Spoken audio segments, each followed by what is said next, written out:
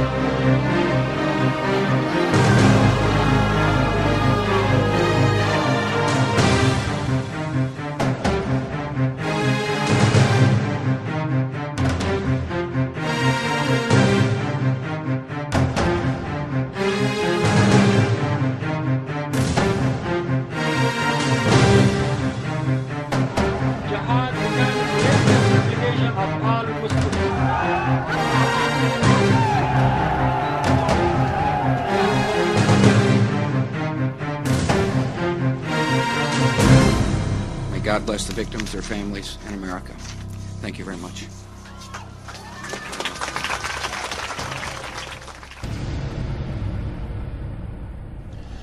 It's been said that all truth passes through three stages. The first stage being denial, the second stage being violent opposition, and the third stage being widespread acceptance as common knowledge. Well, as you view this documentary, keep in mind that people watching will probably fall into one of those three categories. One group of people will absolutely deny that what they're seeing could possibly be true. The second group of people will be violently opposed to this kind of information being released, and they'll do everything that they can to discredit the messenger rather than pay attention to the message. And yet there will probably be a third group of people that will sit back in their easy chair and say, I'm not surprised, I knew it all along. With this in mind, let's begin by playing a little word association. I'll say a word, and you think of the first word that comes to mind. Conspiracy theory is what most people think of. We've all been conditioned to associate the word theory with the word conspiracy, because after all, no conspiracies could possibly be true. They're all just theories, aren't they? Well, in the phrase conspiracy theory, there are two words. The first word, conspiracy. The second word is the active word, theory. By definition, a theory is a supposition, an idea, a concept, a hypothesis. Let me give you an example. In theory, if I purchase a raffle ticket, I could win a prize. Now, as long as I don't purchase a raffle ticket, my win is theoretical. But once you purchase a raffle ticket, the win is no longer a theory. It becomes a possibility. And the more raffle tickets you purchase, the more possible and eventually probable the win becomes. Such is the case with a conspiracy theory. As long as there is no evidence, it is a conspiracy theory. But once you have a piece of evidence, no matter how flimsy or circumstantial it may be, it becomes a possibility. And the more evidence that is gathered, the more possible and eventually probable the conspiracy is. You'll be looking at evidence in this documentary, and it will be up to you to decide if this is a conspiracy theory or indeed a conspiracy.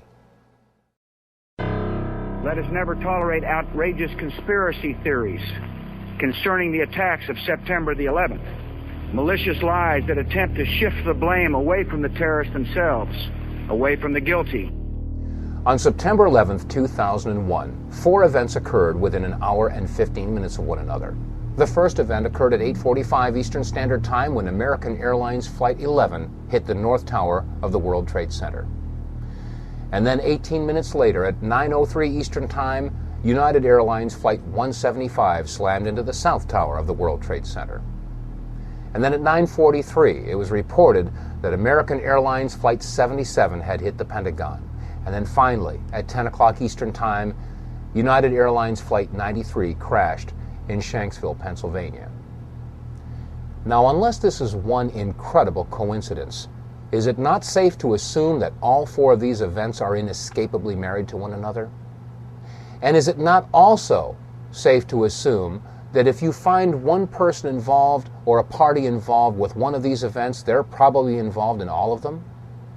Well, following this train of thought, since there was no credible claim of responsibility, is it not safe to assume that those involved or those parties involved or agencies or groups that were involved in the events of 9/11 would do anything that they can to obfuscate, distract, or distort or cover up any information that might lead to their discovery? And if that's true, is it not also safe to assume that if you find somebody, a group, an agency, a party that is involved in the obfuscation, distraction, distortion, or cover-up of any information involved in any of the events of 9/11, does it not indicate possible involvement and even guilt in the events of 9/11? Keep this in mind as we look at the video evidence of September 11th.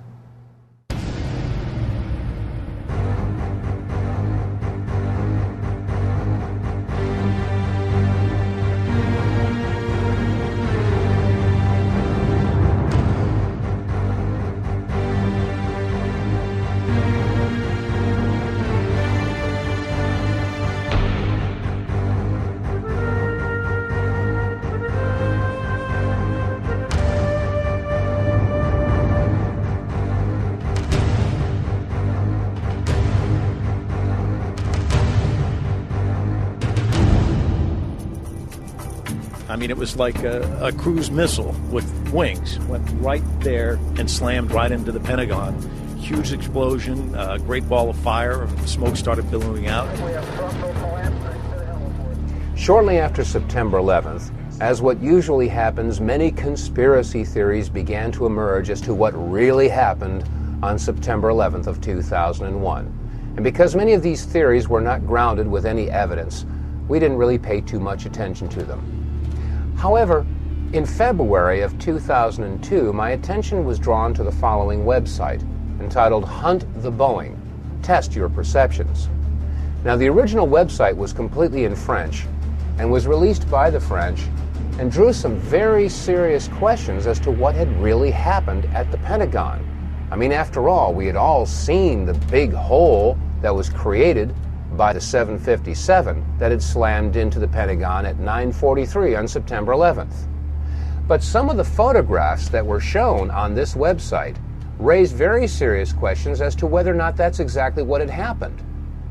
Some of these photographs showed a smaller hole, and in some cases showed that there was no way that a 757 could have created this damage.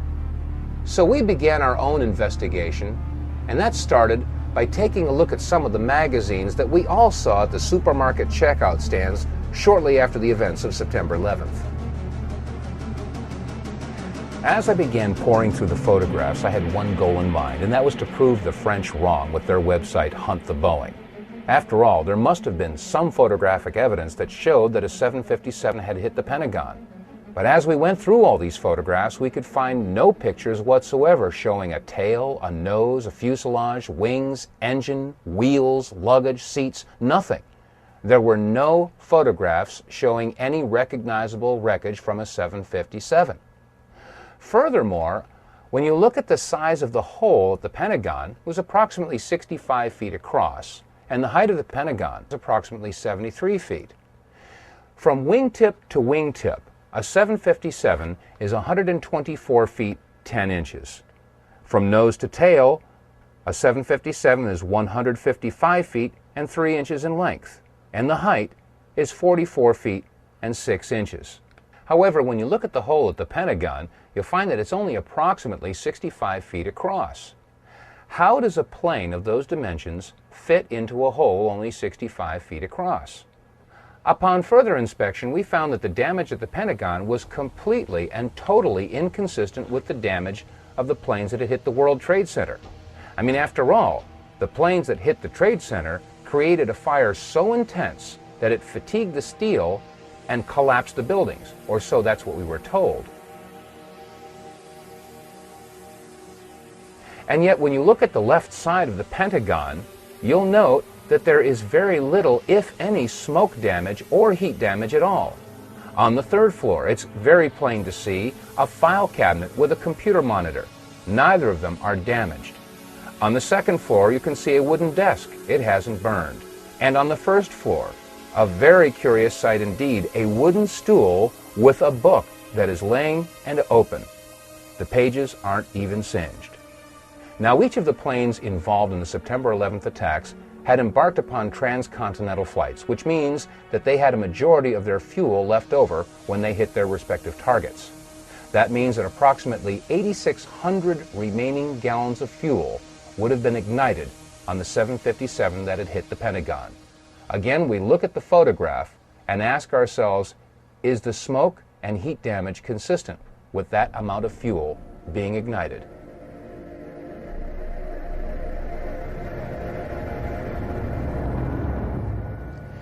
Ms. Therese Agnier, a certified environmental specialist and a member of the Environmental Assessors Association, sent us the following letter after a brief conversation we had on the telephone. She had said to us that the amount of fuel that would have been left in the aircraft that had hit the Pentagon would basically have reduced that section of the Pentagon to rubble and would have burned for days. And that 8,600 gallons of fuel had a BTU rate of 86 million. She also stated that, looking at the total weight of this aircraft in conjunction with its velocity, the Pentagon should have been reduced to the thickness of a pancake.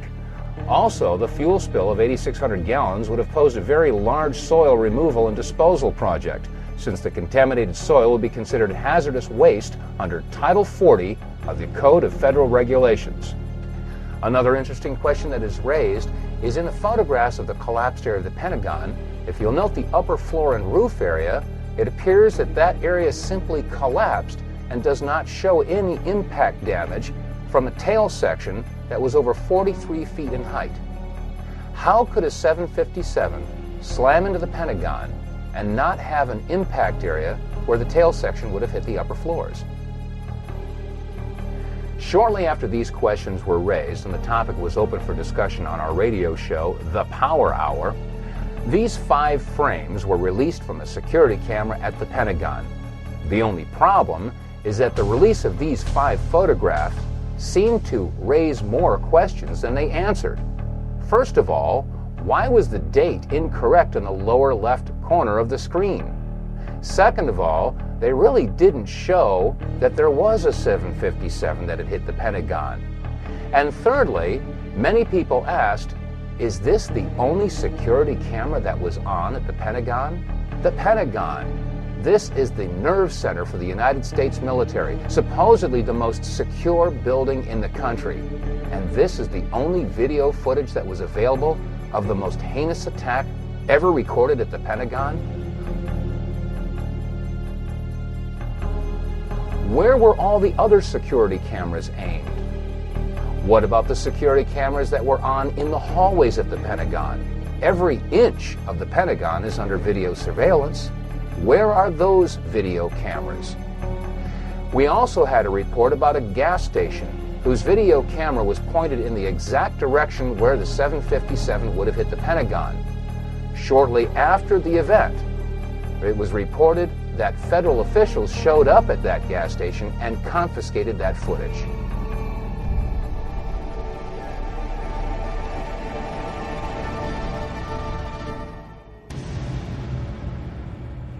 In addition to all the magazines that hit the newsstands and the supermarket checkouts, there was a flurry of book releases that hit the local bookstores and in some cases the book section of your local grocery store. One book is America Attacked, which was released by University Press of California, and it was edited by Sarah Jess, Gabriel Beck, and R. Joseph. In reference to the attack on the Pentagon, on page 194 it states, "The jet had plowed a crater 100 feet wide that ripped away the walls of all 5 stories of the building, collapsing the outermost rings which encircle the Pentagon." In this picture, we ask, do you see a crater 100 feet wide or 50 feet wide? How about in this picture or this picture? It doesn't appear that there was any crater at all. They went on to say that it had ripped away the walls of the 5 stories of the building, collapsing the outermost rings, which encircle the Pentagon. Now, there should be no question that the outer rings of the Pentagon have indeed collapsed.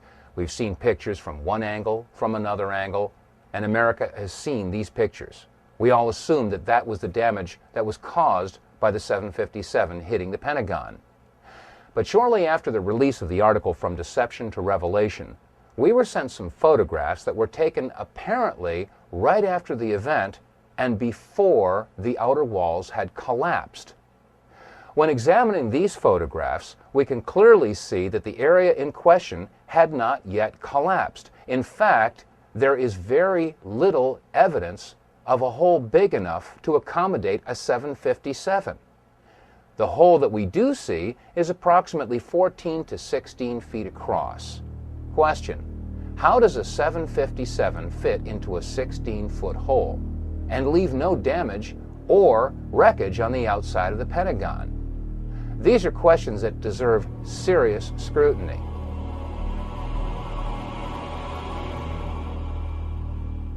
Let's take a look at some of the photographs that were taken before the outer wall of the Pentagon collapsed. In this first photograph, we can see the firefighters pulling the hoses away from the fire truck. In the foreground, we can see wire spools that were left on the front lawn of the Pentagon. After all, this section of the Pentagon was under renovation. We'll use these wire spools as reference points. Also, to the right of those wire spools and on the face of the Pentagon, we can see that some concrete facing has broken away. We'll also use this as a reference point as we examine these photographs. Now, to the left of that area where the facing has broken off, we can clearly see that the Pentagon has not yet collapsed. There are some flaming areas, and that area appears to be the only section where there is a hole approximately 14 to 16 feet. Question: how does a 757 fit into a 16-foot hole and leave no wreckage on the front of the building? We can also see that the roof of the building does show fatigue, but has not yet collapsed. In this photograph, an astonished onlooker sees exactly what we're seeing. The Pentagon had not yet collapsed. And again, there is no sign of any wreckage whatsoever. No tail, no fuselage, no wings, no wheels, no engines, no seats, no luggage, nothing on the outside of the Pentagon.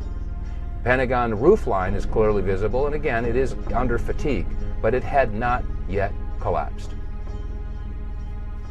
As we examine this next photograph, let's take a good close look at the lower left corner. You'll see engine 331 from the Metropolitan Washington Airport Authority, and we contacted the fire chief from this engine company. Chief Plower agreed to come on our radio show along with 2 of his firefighters, but 1 hour before airtime, they canceled. We were told that the 2 firefighters had been placed on indefinite leave. When we look at this photograph, we can see that the fire retardant foam is being sprayed on the front of the Pentagon, and again, the area in question had not yet collapsed. And you can see right in the center of the photograph a big area where some of the concrete facing has broken away, and it appears that this is the only major hole in the front of the Pentagon. Again, is this hole big enough to accommodate a 757? And where is the wreckage? In this photograph, we again see engine 331 and fire retardant foam being sprayed on the front of the Pentagon. Note clearly in the center of the photograph, we see the upper floors of the Pentagon, again, yet to collapse. But also notice that there does not appear to be any damage to these upper floors. Question: if the height of the Boeing 757 was 44 feet 6 inches, there should have been some point of impact in these upper floors, and yet when we look at these pictures, there doesn't appear to be any impact whatsoever in the area where the tail should have hit. And again, there is no wreckage visible on the front of the lawn.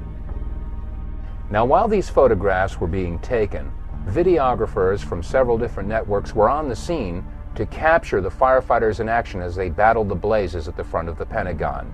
Jim Angle is joining us now from Washington. Jim, what can you tell us about that fire outside the Pentagon? Jim Angle, are you with us? I can tell you first that the roads around the White House, the streets around the White House, were blocked seconds ago. Members of the Uniform Division of the Secret Service ran out to intersections and started diverting traffic. There are emergency vehicles on almost every block around the White House. The road south of the White House has also been blocked. And as you know, the White House is being evacuated.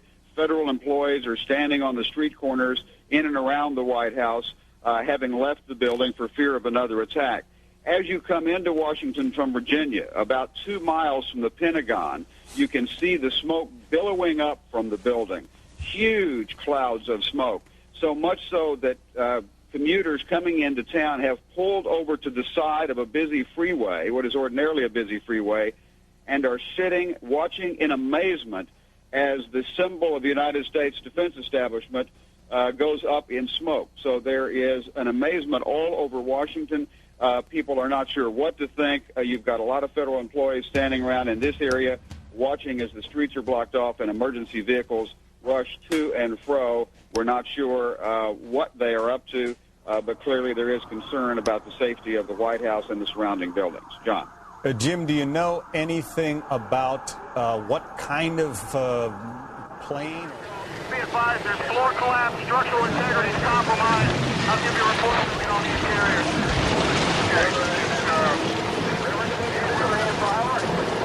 We have structural collapse.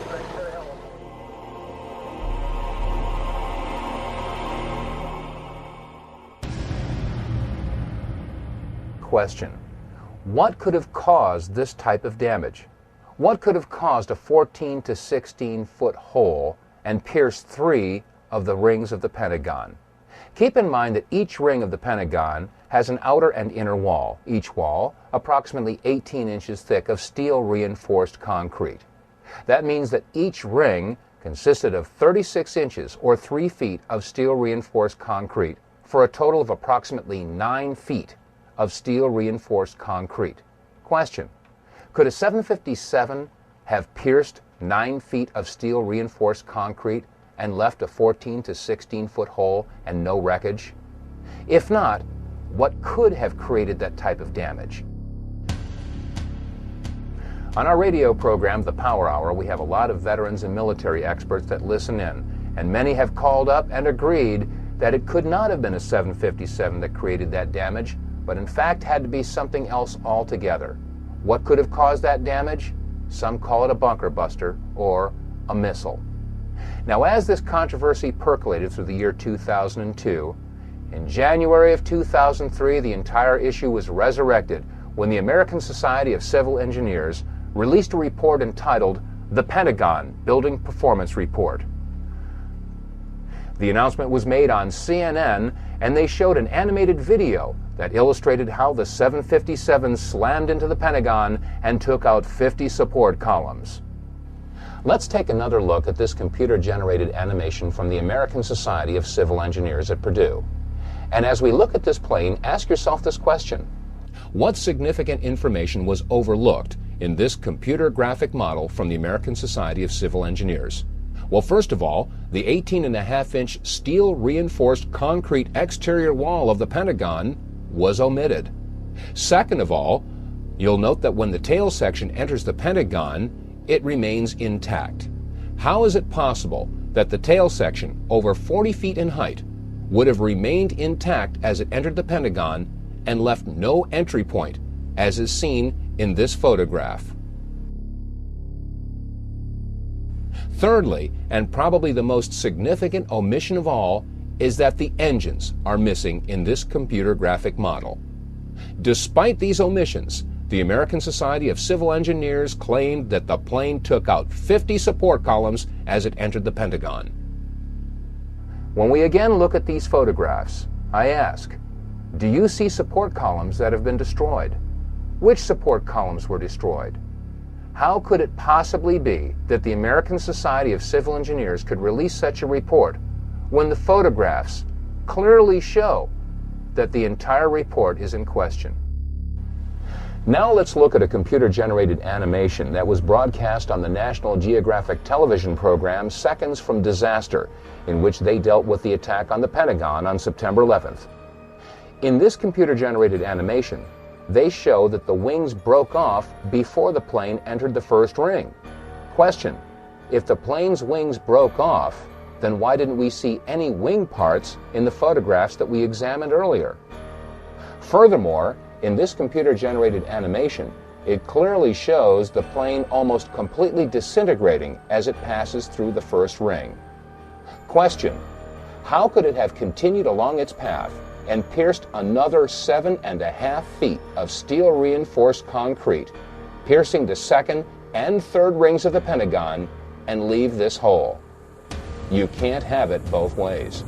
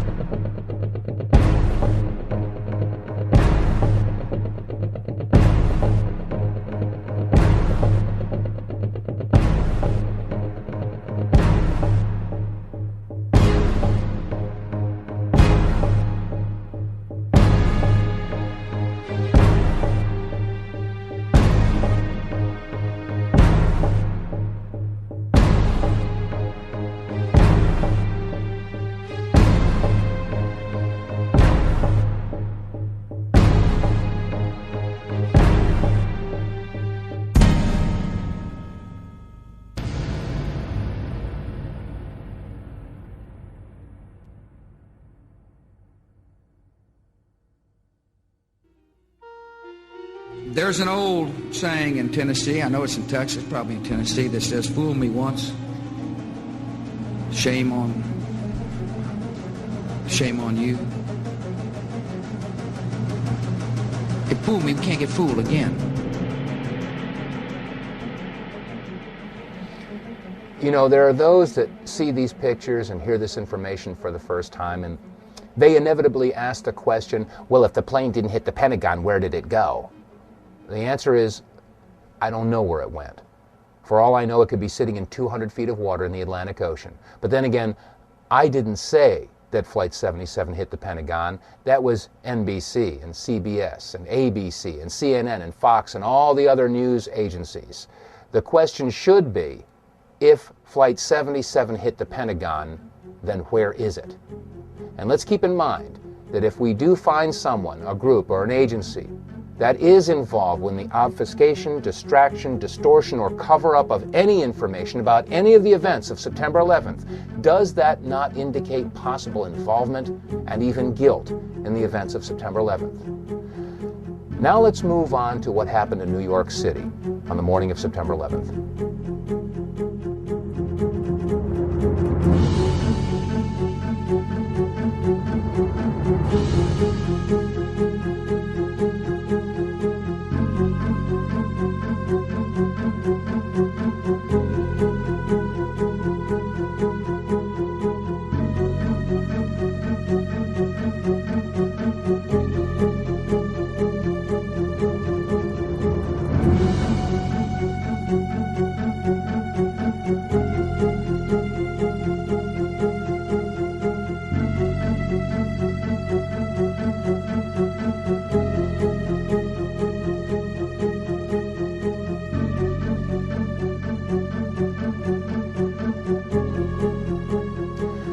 These are just a few of the images that are indelibly etched in the minds of every man and woman on the face of this planet that happened to be near a television set on the morning of September 11th of 2001. Most of us will never forget where we were and what we were doing on that day. Now, right after September 11th, many conspiracy theories began to arise to try to explain how and why the towers came down. Well, this is no different than any other major event in history, from the assassination of John F. Kennedy to his brother Robert Kennedy, and from the assassinations of Martin Luther King and John Lennon to the explosion in Oklahoma City that destroyed the Murrah Building in 1995 and the downing of TWA Flight 800. All of these were followed by conspiracy theories to try to explain these events. Well, on September 11th, there was a lot of discussion about explosions that went on around the building and in the building. Some of these reports were televised, but only once. Let's take a look at some of these reports and review what had happened on September 11th. We're being pushed out as well because there was some concern that there might be additional explosions, possibly other bombs. The entire top of the building just blew up. The second explosion and another explosion. We have a report now of a fourth explosion at the Trade Center. There has just been a huge explosion. It almost looks like one of those implosions of buildings that you see. We heard a very loud blast, an explosion. Not clear now is why this explosion took place. Do you know if it was an explosion or if it was a building collapse? To me, it sounded like an explosion. But it was a huge explosion. I saw the two buildings. I'm thinking it was a bomb because it's two of them. This is actually, we believe, debris from one of the planes that hit one of the towers on the World Trade Center. The FBI is here, as you can see. They had roped this area off. They were taking photographs and securing this area just prior to that huge explosion that we all heard and felt. We've just heard a virtual barrage of reports of bombs and explosions going off in and around the World Trade Center. But is there any reason to believe that some of these explosions might have been caused by something other than the planes hitting the towers? Rick Sanchez from MSNBC had this to report. Rick Sanchez has been there throughout this morning for us. Rick, tell us where you are and what the latest is. Well, I'm in that area, if you're familiar with this area, of where West Broadway and Hudson come together, right at Chambers. That would put us about a block and a half away from the site of where the explosion was. That area has just been evacuated because police have found what they describe as a suspicious device, and they fear that it might be something that could lead to another explosion. Obviously, there's a real sense of caution here on the part of police. I spoke with some police officials moments ago, Chris, and they told me that they have reason to believe that one of the explosions at the World Trade Center, aside from the ones that may have been caused by the impact of the plane with the building, may have been caused by a van that was parked in the building that may have had some type of explosive device in it. So their fear is that there may have been explosive device planted either in the building or in the adjacent area, and that's why they're being so cautious. In the September 24, 2001 edition of People magazine, on page 34, there was an interview with Louis Caccioli, a 51-year-old firefighter assigned with Engine 47 of Harlem, New York, and he had this to say. We were the first ones in the second tower after the plane struck. I was taking firefighters up in the elevator to the 24th floor to get in position to evacuate workers. On the last trip up, a bomb went off. We think there was bombs set in the building. Well, Louis Caccioli isn't the only firefighter that claims that there were bombs or explosives going off in and around the World Trade Center. We made it at least 2 blocks, and we started running. Floor by floor, it started popping out. It was if they had detonated. If they were planned to take down a building. Boom, boom, boom, boom, boom, boom, boom. All the way down. I was watching. We've heard eyewitness accounts and testimony from fire officials that indicate that there were bombs, explosives, possibly detonating charges that were utilized in the collapse of the World Trade Center buildings. Is there any reason to believe that detonating charges were utilized in the collapse of the North Tower, the South Tower, or Building 7? One firefighter did say, boom, boom, boom, boom, boom, that's how it went down. And many of the television reporters reported that as the buildings collapsed, both the North Tower and the South Tower and Building 7, they all appeared to come down just like a controlled demolition. Let's listen to a clip from Larry Silverstein. He was the lease owner of the World Trade Center as he gave an interview on PBS. I remember getting a call from the fire department commander telling me that they were not sure they were going to be able to contain the fire. And I said, we've had such terrible loss of life. Maybe the smartest thing to do is pull it. And they made that decision to pull, and then we watched the building collapse. Now, we've just heard Larry Silverstein making the admission that when it came to Building 7, the decision was made to pull it, a term that is used by demolition experts in bringing a building down. But what was America and the rest of the world told as to why Building 7 came down? About an hour ago, World Trade Center Building number 7 collapsed, a 42-story building, weakened by the devastation that had occurred earlier today. We've all seen controlled demolitions on television. Office buildings, sports stadiums, all brought down by controlled charges. And these charges and controlled demolitions take weeks of planning. They have to bring in experts and do a structural analysis of the buildings, study which beams, which girders have to have charges placed on them. And then a team of explosive experts has to come and set the charges, wire them all together in sequence. And then, finally, after everything is clear, they let the building go, or pull it. Are we to believe that 8 hours after a surprise attack in New York City, they were able to pull Building 7? How is this possible had it not been planned in advance? And if they did have planned detonation charges in place in Building number 7, is it possible that there were charges in Building 6, or 5, or 4, or the North Tower, or the South Tower? We made it at least 2 blocks, and we started running. Floor by floor, it started popping out. It was if they had detonated. If they were planned to take down a building. Boom, boom, boom, boom, boom, boom, boom. All the way down. I was watching it and running.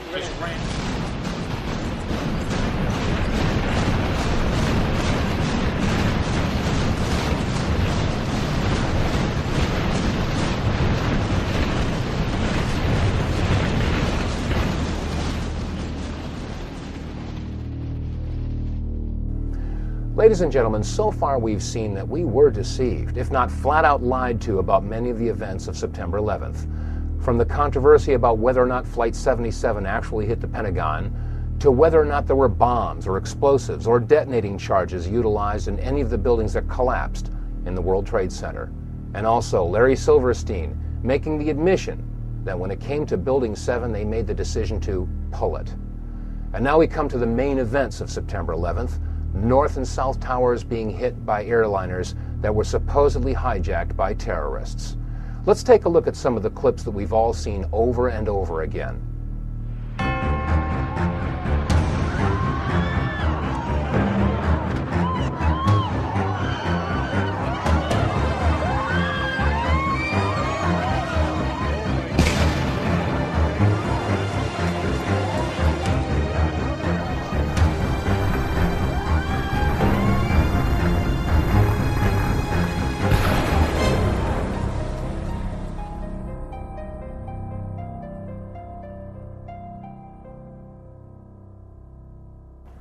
On April 15th of 2004, we received a news release that alerted us to a website that was entitled www.letsroll911.org.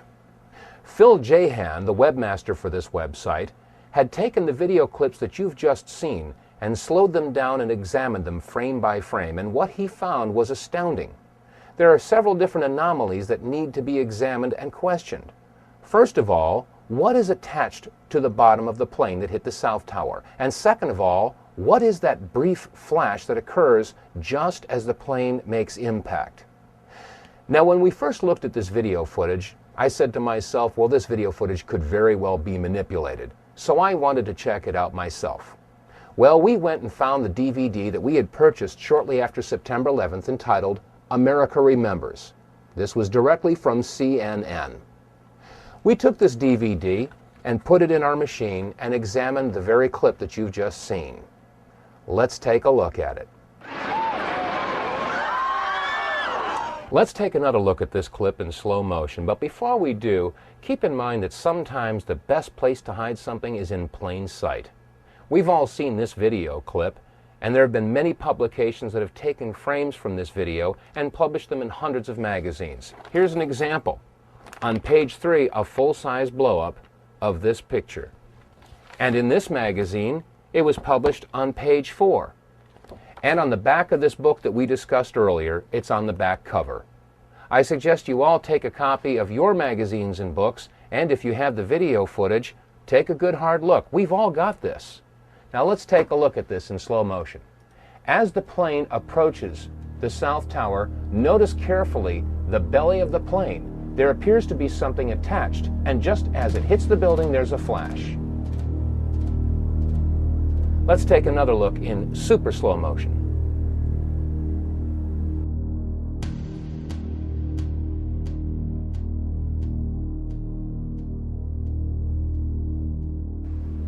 Let's look at this photograph that was taken near Ground Zero. On the right, we see the South Tower, and the smoke that's rising into the sky is emanating from the North Tower, which is completely hidden from view. On the left, just entering the field of vision of the camera, we see the plane just before it hits the South Tower. Note a couple of items here. The engine on the right wing has a shadow, and the shadow moves towards the front of the plane and off of the plane. So the anomaly that appears to be attached to the belly of this plane could not be caused by a shadow. Also note that the item that appears to be attached to the belly of this plane is on the right side. This plane has something that is not symmetrical on the bottom of the plane. When we compare that with the bottom of a regular 767, we'll note that a normal 767 has a belly that is smooth. This plane does not.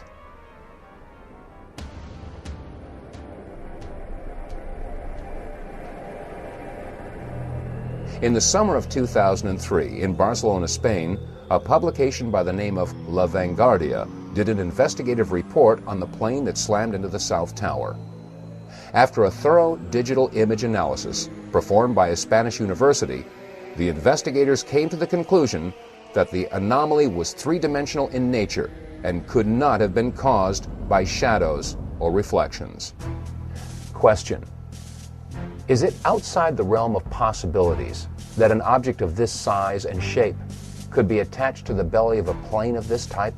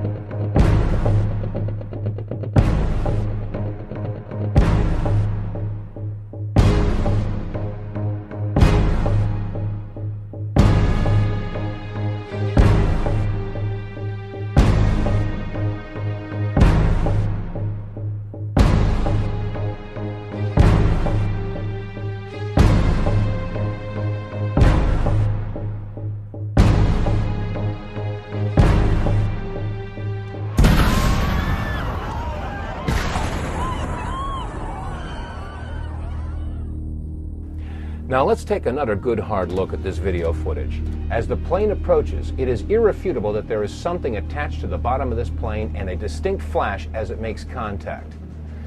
Now there are some that would say that this is a trick of light, a reflection. Well, let's keep in mind that if you hold a mirror in your hand and reflect the sun's rays, that reflection only goes where you aim that reflection. So a reflection should only be seen from one particular angle. Let's take a look at this event from another angle. And now let's take a look at it again from a third angle. And now let's take a look at it one more time from a fourth angle.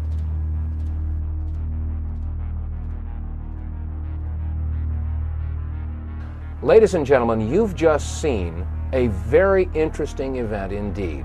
Not recorded by one, but recorded by 4 different cameras from 4 different angles. There can be no doubt that this is not the result of a reflection of any sort, but in fact was a flash caused by an explosion, a detonation, a missile. Something happened that was not a terrorist with a box cutter. Let's take another look at the object attached to the belly of this plane and ask yourself this question. Could something this big have gone unnoticed by the passengers, the crew, the baggage handlers, the service personnel at a commercial airport? The obvious answer is no, it would have been noticed. Which raises the question, where did this plane take off from? And was it in fact a commercial airliner at all? That was not American Airlines! That was not an American Airlines! The plane was a larger plane. It did look as large as but it did look like And dove to the other side and crashed right in. An explosion was so terrific it looked like it had dynamite in it. The ball of fire that came flying out of that one was even worse than the first one. And we were standing there and I said, I can't believe this. And sure enough, there it was, another plane. The plane wasn't no airline or anything. It was a twin-engine, big gray plane. Mark Bernbach, a Fox employee, is on the phone with us. Mark witnessed this from what we understand. Mark, were you close enough to be able to see any markings on the airplane? Hi, gentlemen. How you doing? Yeah, there was definitely a blue logo. It was like a circular logo on the front of the plane, towards the definitely towards the front. It definitely did not look like a commercial plane. I didn't see any windows on the sides, and definitely very low. And I'm completely panicked. I'm you're freaking out. I cannot believe what I just saw. We are all shaken by this. We are watching the video now back live, but the upper floors of the World Trade Center in Manhattan in flames now after apparently 2 large airplanes. We're talking about jetliners here, slammed into the sides right around 9 o'clock this morning. Mark, if what you say is true, those could be cargo planes or something like that. You said you didn't see any windows in the side? I didn't see any windows in the sides. I saw the plane flying low. I was probably like a block away from the subway in Brooklyn, and that plane came down very low.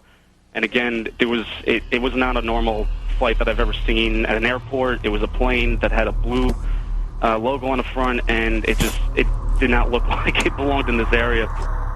We've just heard Mark Bernbach describe what he saw on September 11th of 2001 when he worked for the Fox News Network.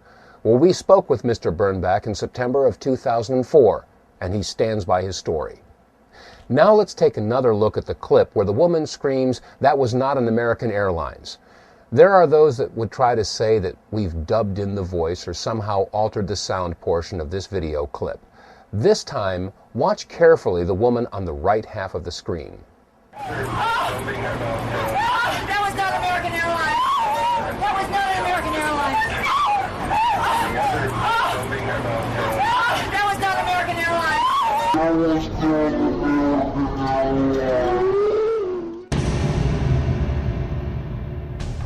Now, we've just heard testimony that refutes the official report that a commercial airliner hit the World Trade Center. Well, if it wasn't a commercial airliner, it would have to be either a private or a military aircraft, and I think we can rule out private aircraft. I didn't see any windows on the sides. I saw the plane flying low. I was probably... It wasn't no airline or anything. It was a twin-engine, big gray plane. Now, if this was a military plane, that would explain the possibility that there was something mounted on the belly of the plane. Now, Phil Jahan, webmaster of the website letsroll911.org, and many other people have postulated that this indeed was a pod of some sort mounted to the belly of the plane. Many of our listeners are ex-military and have agreed that this is a distinct possibility. When you couple this with the mysterious flash that occurs on the side of the World Trade Center just as the plane makes contact, I think we can probably agree that there was some sort of an incendiary or an explosive that would serve as a match to ignite the enormous amount of fuel that would be dispersed as soon as the plane hit the building. Let's take another look at this one clip, and you'll notice that the flash is a separate event than the contact of the fuselage as it hits the building. Some folks have stated that the flash was a result of the fuselage making contact with the Trade Center building. But as you can see, the flash is indeed to the right of the fuselage, and in fact, as the fuselage makes contact with the World Trade Tower, you can see a reflection of the flash in the fuselage, which further supports the contention that these are two separate events. Admittedly, what we've seen so far in this presentation is disturbing to say the least. To find that we were not necessarily told the truth about what happened at the Pentagon on September 11th, and now, according to the clips that you've just seen and the testimony that you've just heard, there was a whole lot more to the story when Flight 175 hit the South Tower. Well, I needed more information. I needed more evidence that showed that there was something else going on September 11th. And the only way to get more information was to go to the first plane, Flight 11, the American airliner that hit the North Tower. The French filmmakers, the Naudet brothers, were in New York City doing a documentary about the New York City firefighters. And this clip is the only known footage of the first plane hitting the first tower.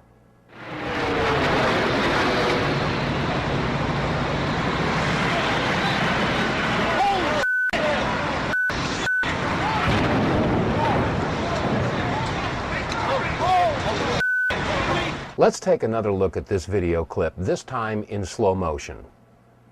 You'll notice that as the plane approaches the tower, first of all, we're too far away to get a clear shot in any detail of the plane. So therefore, it's hard to make out whether or not there was anything attached to the bottom of this plane, as was the case with Flight 175. However, there is another similarity. Just as the plane makes impact, there is a flash. Let's look at it again, and keep in mind that as we watch this plane make impact, this flash occurs just before the plane crashes into the North Tower. This time, as we watch this clip, note the shadow rising from the lower right of the Trade Center tower, and keep in mind that the shadow won't reach the impact point before the plane and vice versa. This is very important because the flash occurs before the shadow and the plane meet. This time, let's look at this clip in reverse. You'll notice that as the plane slowly backs out of the North Tower, it is clear of the tower, and then the flash occurs, indicating that the flash occurred before the plane made impact on the North Tower. One more time, this video clip showing the flash as the plane hit the North Tower.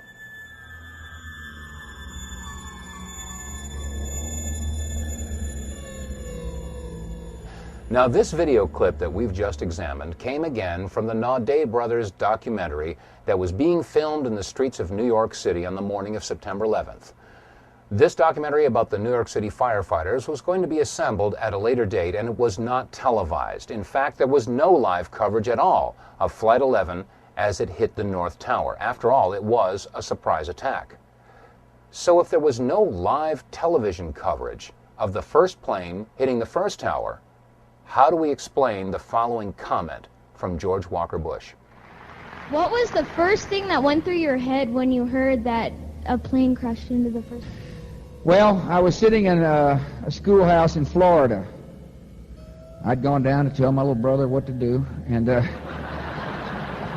go ahead and sit down. Just kidding, Jeb. And it's the mother in me. Anyway, I was sitting there, and my chief of staff, well, first of all, when we walked in the classroom, I had seen this plane fly into the first building. There was a TV set on, and you know, I thought it was pilot error. You know, right off the bat, there will probably be some folks out there that will try to minimize or negate what we've discussed in this program and turn it into some sort of a political football. They'll say we're left-wingers, or we're Democrat, liberal types, and we're Bush bashing. Nothing could be farther from the truth. Let's not forget that it was under the Clinton administration that we launched a missile attack in Afghanistan and Sudan to destroy what turned out to be an aspirin factory because they had bad intel that they were manufacturing chemicals. It's happening again, folks. It has nothing to do with liberal versus conservative, or Democrat versus Republican, or right versus left. It has everything to do with right versus wrong. On September 11th, it was reported that the passengers of Flight 93 were in the process of overcoming terrorists who had taken over the plane using box cutters. And in the process, the plane crashed in a field in Shanksville, Pennsylvania at 10 o'clock a.m. Eastern Standard Time. Well, if Flight 93 crashed in Shanksville at 10 o'clock Eastern Time, how do we explain the following story that was carried by WCPO-TV Channel 9 in Cincinnati, Ohio? This story was posted on the internet at 11:43 a.m. Eastern Time by web producer Liz Foreman. The headline reads, "Plane lands in Cleveland, bomb feared aboard." A Boeing 767 out of Boston made an emergency landing Tuesday at Cleveland Hopkins International Airport due to concerns that it may have a bomb aboard, said Mayor Michael R. White. United identified the plane as Flight 93. If United Airlines Flight 93 crashed at 10 o'clock Eastern Standard Time in Shanksville, Pennsylvania, then how could Flight 93 also have landed at Cleveland Hopkins International Airport, been evacuated, and searched for a bomb, as was reported at 11:43 Eastern Time by Liz Foreman from WCPO-TV in Cincinnati? Which flight was the real Flight 93? Which flight crashed in Shanksville, Pennsylvania?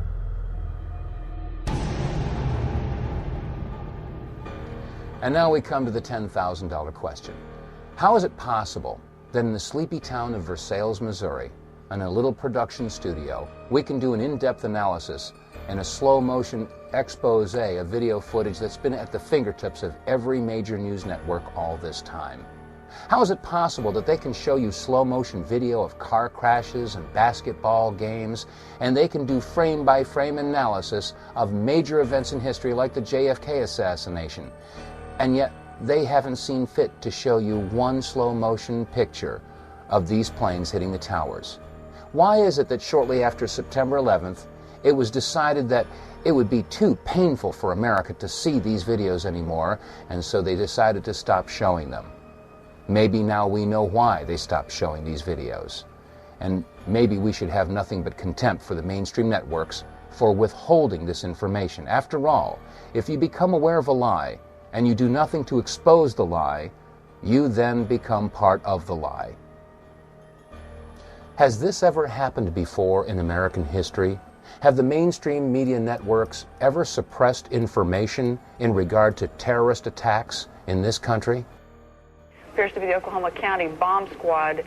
It's their bomb disposal unit, essentially, is what it is, and it is what they would use to, if the report that we gave you just a few moments ago turns out to be correct, that they have found a second explosive device of some kind inside this building, they'll back that trailer down there, and the bomb squad folks will go in, and they will use that trailer. You see the bucket on the back there, sort of, this is how they would transport the explosive device away from this populated area to try to do something with it. Now confirmed through federal authorities that a second bomb has been found inside that federal building in Oklahoma City. It was an explosion at 9 o'clock this morning that did that damage you're looking at right there, blowing off the entire north face of that building.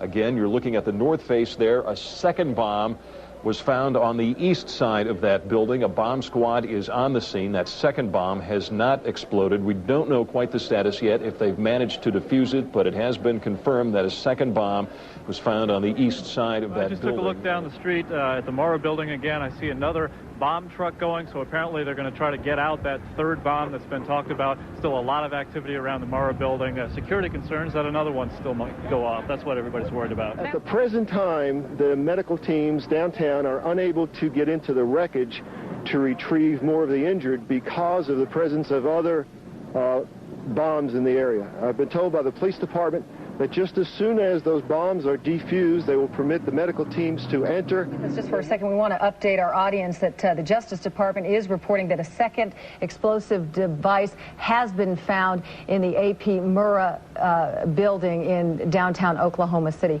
Mike, you're still with us, aren't you? Yes, I am, and I might tell you in addition to that, in fact, what we were told at the scene a few minutes ago was that, in fact, 2 different explosive devices were found in addition to the one that went off. So a total of 3, A total of 3, and of course then there was mass confusion whenever there were hundreds of spectators in the area, and when they heard that there were other bombs in the building, people were running from the area in the opposite direction as fast as they could. Utter devastation that one explosion caused, because here's now what we are starting to learn about the succession, or what someone obviously hoped would be a succession of explosions. The first bomb that was in the federal building did go off. It did the damage that you see right there. The second explosive was found and diffused. The third explosive that was found, and they are working on right now as we speak, I understand, both the second and third explosives, if you can imagine this, were larger than the first. So try to imagine 2 or 3-fold happening what we've already seen there. It is just incredible to think that there was that much heavy artillery that was somehow moved into the downtown Oklahoma City. President Clinton just called Frank Keating, Governor Frank Keating, and he says that 3 FBI anti-terrorist teams are en route to Oklahoma City. Right now, they are saying that this is the work of a sophisticated group. This is a very sophisticated device, and it has to have been done by an explosives expert. Obviously, we talk about the second bomb that was found. Devin told us earlier, we got information that the second and third bomb were bigger than the one that was detonated. 1,200 pounds of explosives in that first one that went off. The second and third devices that were found were actually larger than that. So you can undetonated bombs that were found that were bigger than the device that exploded. And if this other one that they're looking at now turns out to be something, it appears that it was meant for this building to come down, to be leveled, because of the amount of power that could have gone off. Only one explosion, it was obviously tragic enough, but there were more bombs set to go off, according to ATF officials. The question is, why that building? And was it Waco? Is it Nation of Islam? We should find out an awful lot when the bombs are taken apart. I think it was a great stroke of luck. As you're mentioning, it's hard to talk about luck on a day like today in Oklahoma City, but it was a great stroke of luck that we actually have got diffused bombs. It's through the bomb material that we will be able to track down who committed this atrocity. I'm sure many of you were shocked after seeing these clips that you've just seen that were taken from local affiliate stations in Oklahoma City right after the bombing. Many of us never heard about the discovery of a second bomb and a third bomb and the retrieval of a bomb and the statement that we actually have got diffused bombs. This information was suppressed. It was kept from the American people. Why? How many pieces of evidence do we need to prove that there is a conspiracy? In regard to September 11th, we discussed Flight 77. Did it hit the Pentagon? How could it have hit the Pentagon and left a 16-foot hole and no wreckage? And then when it came to Building 7, we have Larry Silverstein making the statement that they decided to pull it, indicating that there could have been demolition charges. And we couple that with the firefighters who were interviewed and stated that it was like demolition charges going off. And then there was the anomaly that was attached to the bottom of Flight 175, or so we thought, Flight 175, hitting the South Tower. The mysterious flash as it made contact, caught not by one, or by two, or by three, but by 4 different cameras. And then there's the analysis of the North Tower and the mysterious flash of that flight slamming into the building. How many pieces of evidence do we need before America and the world recognizes that there is a conspiracy? And now we come to the most important question of all, and that is, who do we trust? The questions raised in this video documentary are admittedly terrifying, but the answers may be even more terrifying. We offer an open hand and not a clenched fist to every man and woman that serves in uniform, whether it be law enforcement or military. You've all taken an oath to protect and serve, or to support and defend the Constitution from all enemies, foreign and domestic. And you are going to be charged with the responsibility of protecting the American people, the Declaration of Independence, the Bill of Rights, the Constitution. Our way of life is in jeopardy, and you will be charged with the responsibility of defending our way of life and the people of this country. The biggest challenge before you right now is, who is the enemy? There are those that would ask the question, why would our government be involved in such a horrendous act of terrorism? Or what would the motive possibly be? Well, let's remember a couple of things. First of all, it's been said that those that forget their history are destined to repeat it. And it's also been said that history was written by those that hanged the heroes. We're now just finding out, and it's becoming common knowledge, that the attack on Pearl Harbor wasn't the surprise attack we were all told it was. In fact, the powers that be knew days ahead of time that the attack was pending. And then there's the Northwoods documents that were released in 1961, in which the Joint Chiefs spelled out plans to attack their own ships, sink battleships, let off bombs, and have terrorist attacks here in the United States to instill patriotism and raise anger against the communists so that we could find an entry into the Cold War. We all know that war makes money. And the events at Pearl Harbor and the very existence of the Northwoods documents should represent a mindset and a clear intent of the powers that be to involve themselves in clandestine operations and to sacrifice the lives of our men and women in uniform and civilians as well, as long as it will legitimize their involvement in some sort of a military conflict. Let's look at the world situation today. The United States is the only remaining world superpower.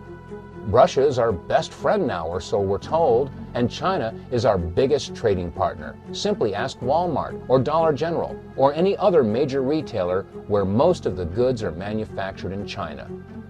Well, if there is no world superpower boogeyman or enemy to be watching over, well then what better enemy to have than a nameless, faceless enemy without a country that can strike at will in any corner of the globe? The war on terror. A war that, as Dick Cheney has said, could last for decades. Yes, war means money. And defense contracting is the largest industry in the country, if not the world. Billions, if not trillions of dollars are awarded to defense contractors every year. And they'll manufacture $75 hammers or $600 toilet seats, grossly overcharging the American taxpayer. Where does all this extra money go? And now we have to ask the question, how do defense contractors guarantee job security and profitability? And the common sense answer is to guarantee that there is war. Well, you might ask, why doesn't the mainstream media tell us about this? Why hasn't Tom Brokaw or NBC News told us? Well, as an example, NBC is owned by General Electric. General Electric is one of the top 10 defense contractors.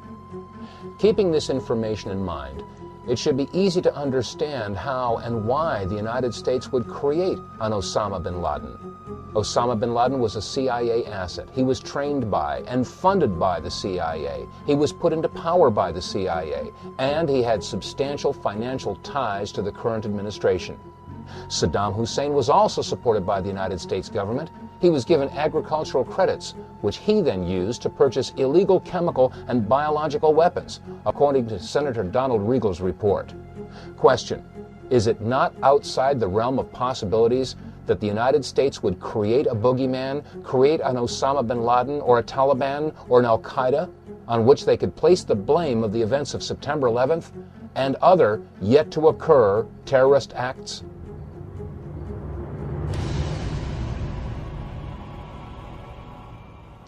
In the beginning of this program, we played word association, if you recall.